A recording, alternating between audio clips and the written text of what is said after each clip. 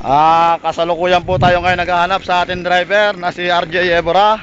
Tayo po ngayon ay narito po sa Ligwa.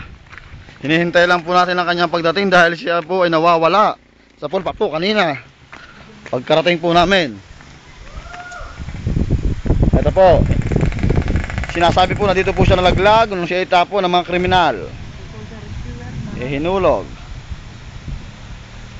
Atin po ngayon kasabi po ang isa po natin reporter na si Kilos Bangaw. Ito po siya.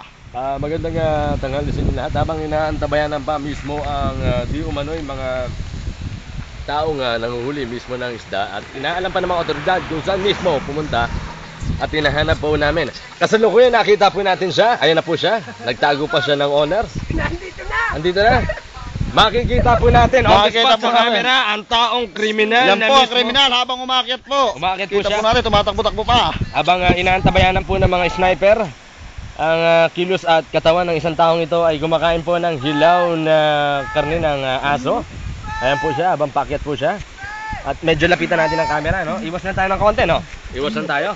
Ayan na. Ayan na mismo. Habang binabato po siya ng mga otoridad. Ayan na. Makikita po natin yan. Malayo. Malayo na, malayo. Patay mali siya, pare. Huwag yung paputokan, huwag yung paputokan. Alala ng konti, alalay. Iwas, iwas ng konti. Iwas.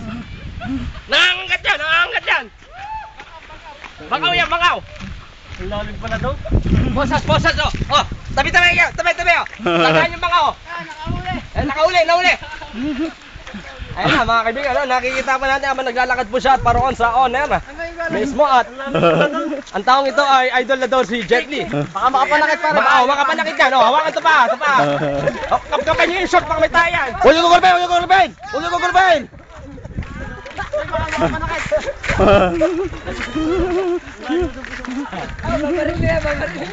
Okay, pasok na sa owner.